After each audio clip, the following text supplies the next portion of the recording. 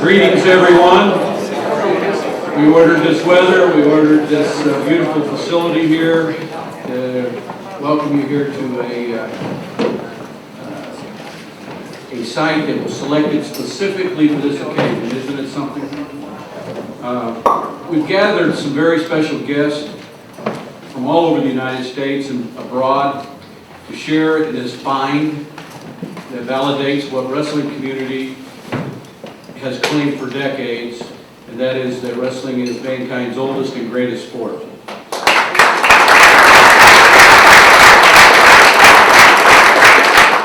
Every one of you here this afternoon is a special guest, but if I were to introduce each of you, we'd be eating dinner instead of lunch. So I would like to give the floor at this time to our host from Columbia University, Mr. Jim McManaman.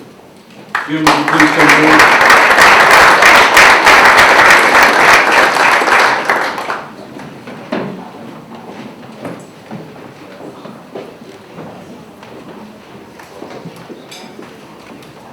Thank you, Leroy, and welcome to everyone.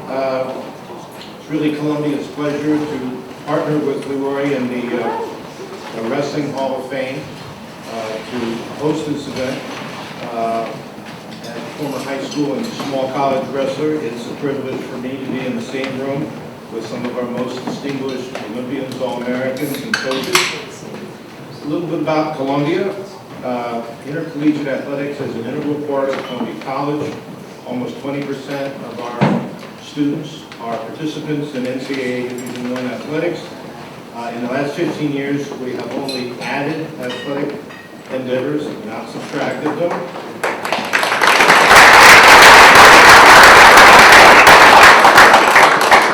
Some of our leading alumni are former wrestlers at Columbia, beginning with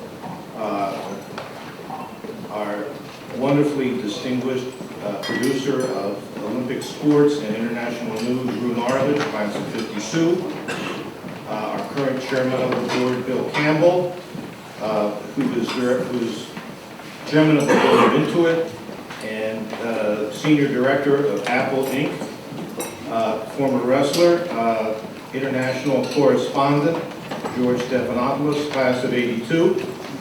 And with us today, alumni leaders Andy Barth, class of '83, and Dave Barry, class of '87.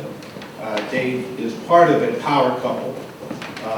His wife Kira is here, and she's president of the Columbia College Alumni Association.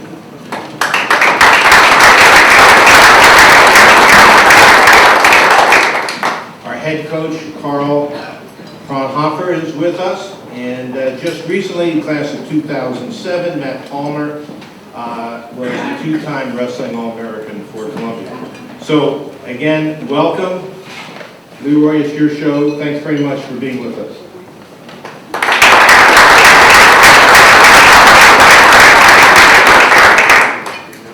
Thank you, Jim. Jim is Director of Principal Gifts here at Columbia University. So, Jim, has been a pleasure to work with, as have the many people we've worked with over the last 6 months here at Columbia University, particularly going back to the librarian who couldn't be here, but who is responsible for supervising this artifact, Jennifer Lee. She's out of state this week, so we miss her, and we're thinking of her because she's helped bring this along. And I know Don's going to mention possibly mention something.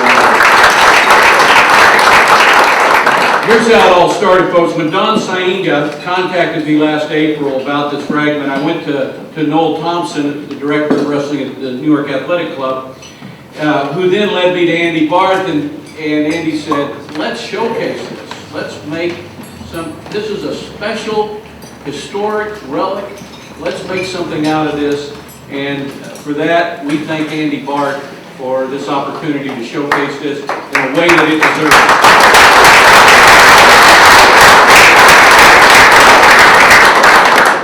I'm going to introduce our luncheon speaker at this time, and we'll have lunch while he speaks about the artifact to tell you the story behind it. Don Sainga attended Lafayette College in Easton, Pennsylvania, where he competed in the heavyweight division.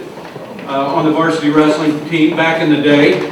And while traveling as an executive after college for Bethlehem Steel, he discovered a great passion for investigative research on the origins of wrestling and authored many articles and papers on wrestling's ancient and modern era history.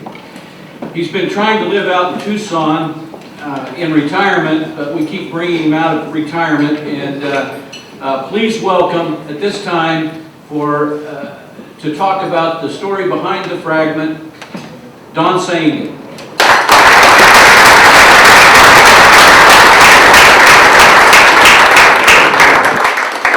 I used to have a loud voice. If you can hear me, I'd rather not go to the mic. Okay? All right, I want to stand next to this stuff. It's the only thing like it in the world, folks, right here. It's the only surviving coaching manual that relates to the sport that was used in the ancient Olympic Games. The approximate date of this document is 200 AD. This document was found in a garbage dump. And the reason it was in a garbage dump, we think, is because wrestling was the most common sport among the ancients in the world of Greece and Rome. And this is very clearly what's left of 3 pages of a coach's manual. Jane Siegel of the Rare Book and Manuscript assures me that because the handwriting is so beautiful, it obviously was a commercial document. It was made for sale.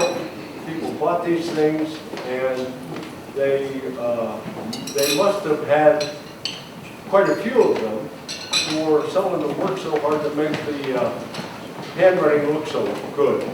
The handwriting is in a form of Greek called koine, which is the language that was very common at that time, and that's also the language of the New Testament.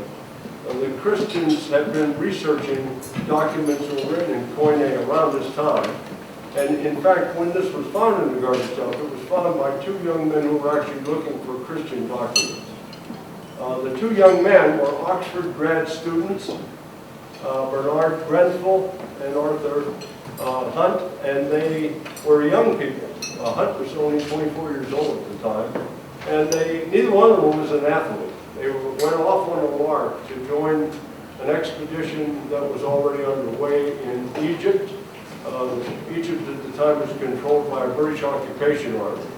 And it was Grenfell's idea to leave the place where everyone else was digging and go to a village in Egypt called Opanasa, which is built on top of what was the 3rd largest Greek city in Egypt at the time of Alexander the Great. The reason people were digging in garbage dumps is because there was an incredible library at Alexandria, and it disappeared. No one really knows what happened to the Great Library of Alexandria, but everyone keeps hoping that it was buried someplace and they'll find it. So this digging is still going on. And the 2 young men who found this particular document didn't really know what it was at the beginning. Now at this point, Leroy has told me I get 5 minutes, and that's like telling Rush Limbaugh he can talk in the commercial thing. Because those of you who know me, I'm good for 3 hours on this one alone. But I have over my seat at the table, I have the translation of this document, and when I conclude, I'm going to read it to you. In any event, they took 2 tons of paper from that garbage dump back to England with them, and began to wash it, clean it, and write down what it says on the paper.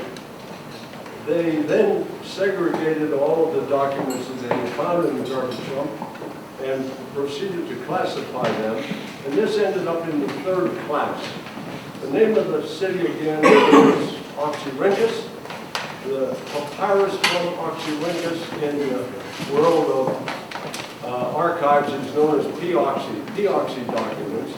And this one was published in the 3rd volume of the P-Oxy documents with the number 466. So this is called P-Oxy number 466. It was published in June 1983 in Greek. tons of old paper, the first thing you try to do is find someone else who cares about it.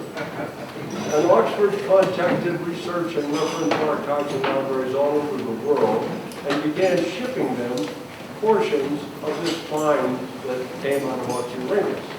And by some magic, in 1907, it ended up here at Columbia University. I found out about this document 40 years ago, and all these years until this spring, I believed it was an actual document in England. I actually went to Oxford to try and find it. Then, through the miracle of the internet, I discovered that it was here. I got Quivery, and the first person I think I called was Leroy. And I said, you know, here we are attempting to bolster the nationwide support for this wonderful sport that we love so much. There's a better way to do it than to point out that it has been a popular sport for 2,000 years, and we can prove it. And that alone got his notoriety. The end result is, through the grace of Mr. Barnes, we're here today, and I'm about to have lunch. But before I sit down on this thing, I want to tell you that the miracle for me was that in June 1903, when this was published in England, by amazing serendipity, on March 21st, 1903, I said 1903, on March 21st, that same year, Columbia University sent a challenge to Yale University and said, let's have intercollegiate wrestling. We'll put our 4 best guys up against your 4 best guys if you'll come down here on March 21st. And if it's success, we'll go up to New Haven and have a return match with you on the following weekend, which they did. At the first match, the 4 weights were light, middle, heavy, and special, which meant 125-pound kids. And the Yale heavyweight didn't make the trip. But because Yale had agreed to it, Columbia claimed a forfeit victory. Yale won 2 of the other 3 weights, and it ended up as a 2-2 tie, which is a very fitting way for the very first ever dual meet to finish. The following weekend, Yale protested the heavyweight forfeit and said, we'll just wrestle 3 weights with you. Columbia agreed. Yale again won 2 out of 3, and so they got the first victory. Yale has since dropped the sport. Columbia never has. So what we have here is the oldest coaching manual in the world for any sport on the campus of the school that has the oldest intercollegiate wrestling team, and I think that's great. And if you'll indulge me, I'll read you what it says. Unless you dive in,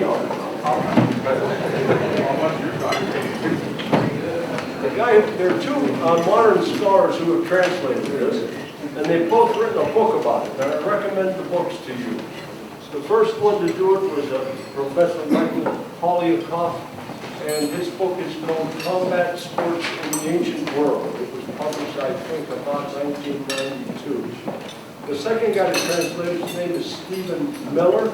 He's from Berkeley, UCal Berkeley, and his book is called Arete, The Spirit of Ancient Sports. They're both wonderful books, and I commend them to you to be able to read more of the documentation that's associated with it. Professor Polyakoff, who lives in Washington, D.C., was gracious enough to send me not only his translation, but he also sent me all of the notes he made on every word.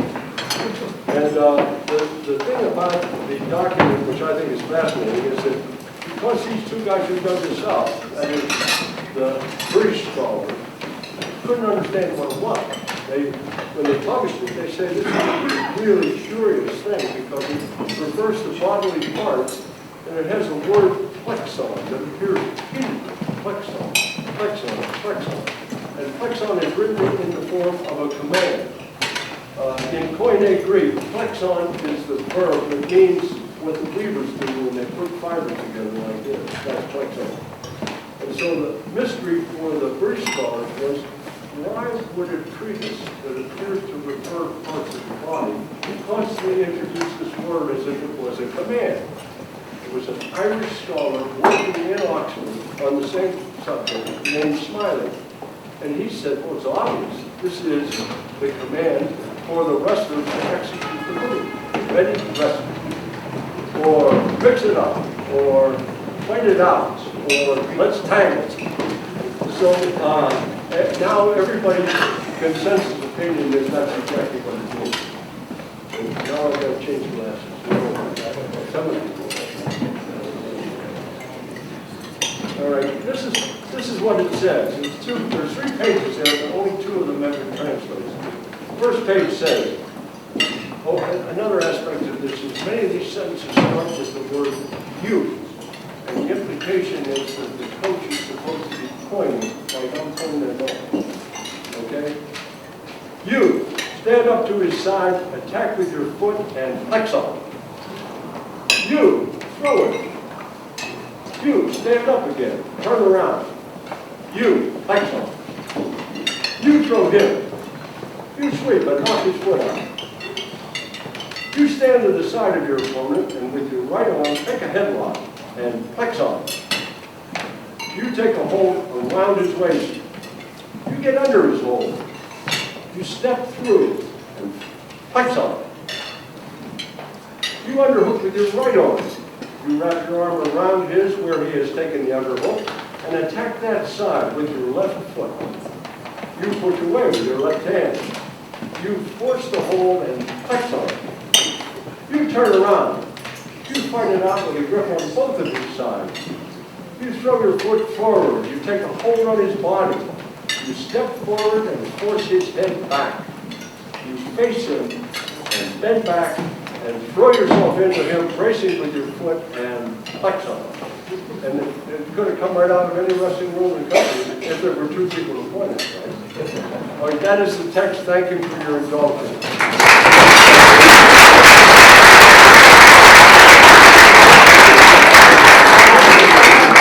Thank you, Don. You can see Don's a real treasure to our sport, and we appreciate you being here, Don, and sharing that story. And you know, it's amazing that Coach Gable, obviously, you can relate to that even today. Fight it out. You certainly use those same principles in coaching, philosophy of coaching even today. It's amazing. I'm going to put their thoughts on this historic occasion. Please welcome at this time the Senior Vice President for Championships from the NCAA's headquarters in Indianapolis, Indiana, Dr. Joni Comstock.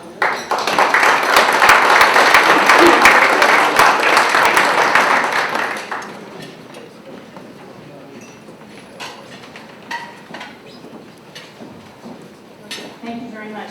Well, on behalf of the 1,200 institutions, the 450,000 student athletes of the NCAA, I just want to say that we are very, very pleased to be a part of this today. We are proud of our, I guess, relatively short history related to wrestling. After I see this, and it's 2,000 years old, we were just talking about the fact that the NCAA is about 105 years old, and until I heard this and saw this today, I thought, well, 105 years is pretty long, but I guess ours is really quite short. We are also very, very proud to be a part of, and so continuing to be committed to and associated with the sport of wrestling. Prior to being a part of the NCAA National Office, I had the opportunity for about 25 years to be out on campuses. Most of those times, I had the honor to have a wrestling program as part of our institution. And again, as the senior vice president of the NCAA, and also as a 25-year member out on NCAA campuses, what I was always very proud of, and it meant a lot to me, is that not only is this a great sport, but the young men who participated in that program were excellent students. They excelled out in the community, and once they left our university and our NCAA programs, as you know, they were leaders in their communities, and they were contributors to whatever profession that they pursued. And so, again, on behalf of the NCAA, I know that there are tremendous supporters, donors, and leaders of this sport in this room today. So I want to thank you for being partners with us. I want you to know that we are very much committed to wrestling being one of our 23 sports that we are very, very proud of. And again, I want to congratulate Leroy, thank Columbia University, and to let you know that we are going to be longstanding partners, and I wish the sport of wrestling at least another 2,000 years.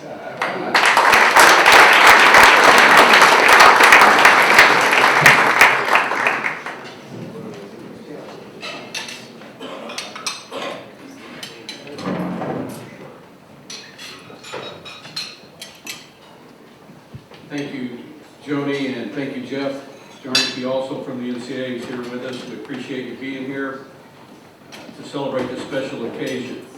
At this time, ladies and gentlemen, I'd like to introduce, all the way from Switzerland, the president of the international governing body for the sport of wrestling, Mr. Raphael Martinetti, and the vice president of FILA from the United States, Stan Dezic, who will, I believe, Rafi's going to speak in his native tongue of French, and Stan's going to interpret in Latin for it.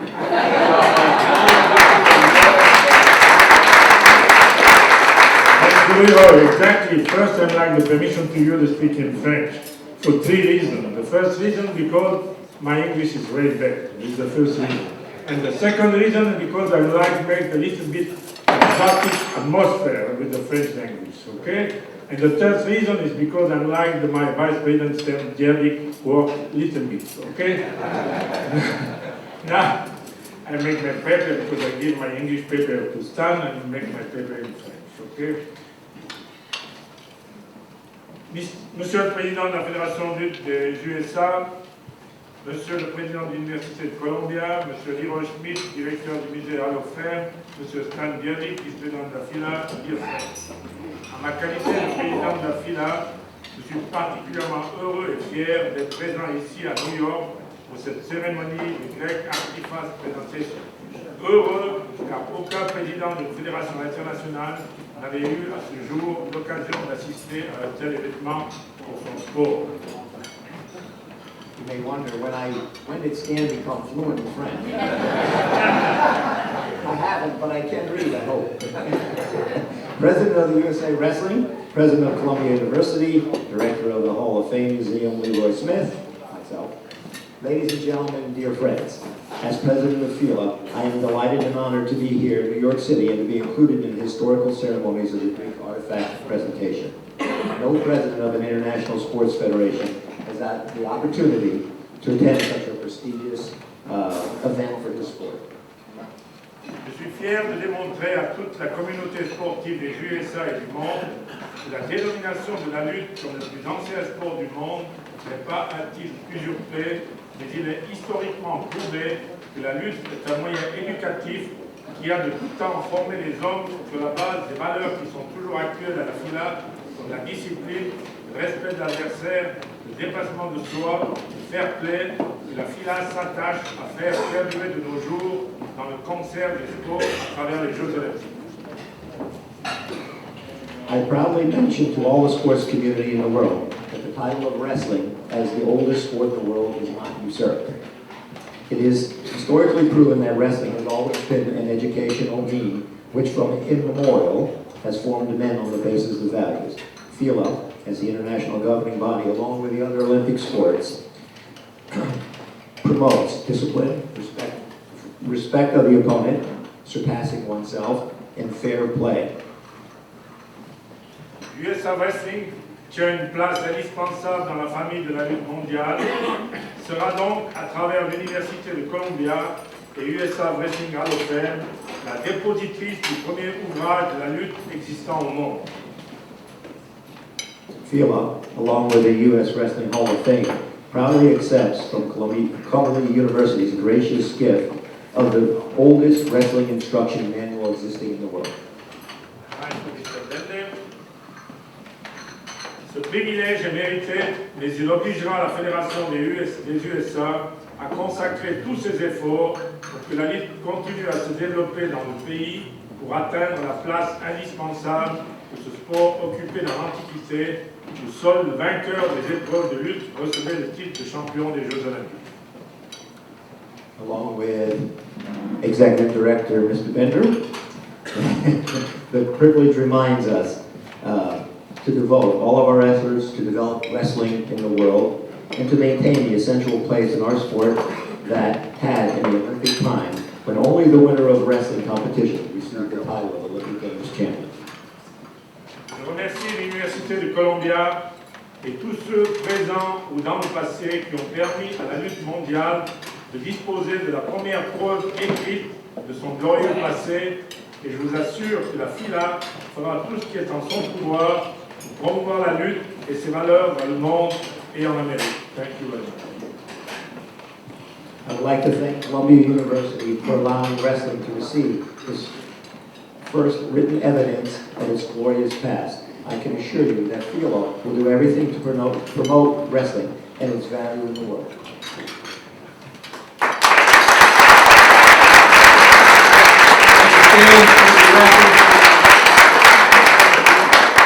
Now, Rafi would like to present to Joni Comstock, the NCAA, the gift from the International Wrestling Governing Body. It's also very thoughtful.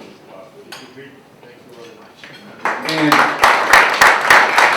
we would also like to ask Andy Bart to come forward on behalf of Columbia University so he can present the same gift to you, Andy, as our host and the caretaker of this great artifact, Columbia University.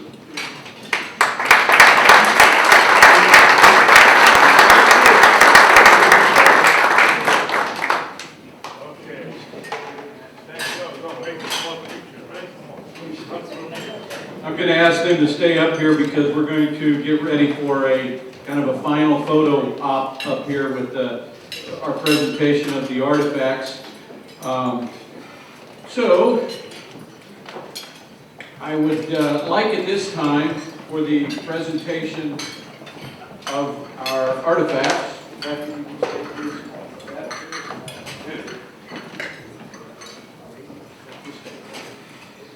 We're going to present a copy of our artifacts to, I'd like for Mr. Jim Keene on behalf of the National Wrestling Hall of Fame to come forward.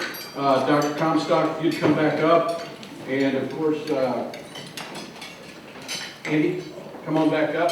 What we're gonna do is, let's move this table because we're gonna stage a photo around the artifact and as a conclusion to the program. But I'd also like to invite up from the United States Olympic Committee, Rick Adams. Rick, we appreciate you being here as well. Stan Desick, FILA Vice President. Bob Colgate from the National High School Federation. Bob, would you come up? Carl Fraunhofer, the head wrestling coach at Columbia University.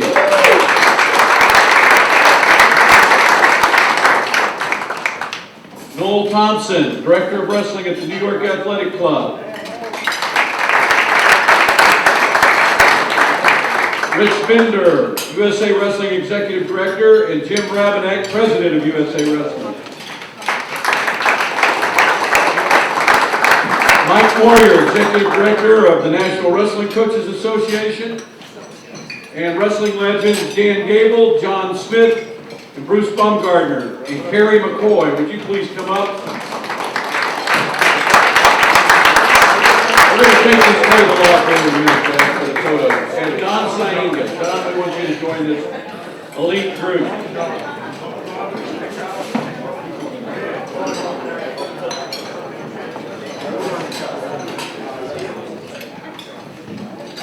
Folks, this is concluding our program, so we're going to stage a photo op, and we'll be giving reproductions of this artifact to the National Wrestling Hall of Fame, the NCAA, and to FILA.